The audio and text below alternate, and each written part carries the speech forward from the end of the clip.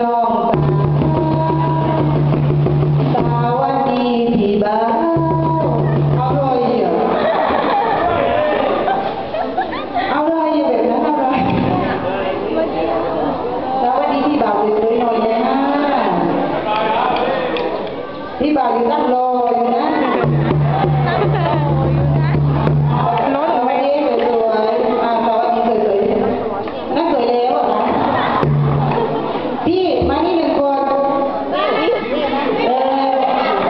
สวัสดียังไงสวัสดีสวยๆนั่นสวยแล้วเหรอคะเอาสวยๆนะสาธิตเอาเดี๋ยวยืนดูกันนี่ไปสวัสดีน้องสาวเอาน้องจ้าเอาสวัสดีน้องสาวสวัสดีพี่บ่าวโอเคได้อย่าลืมรับนะสวัส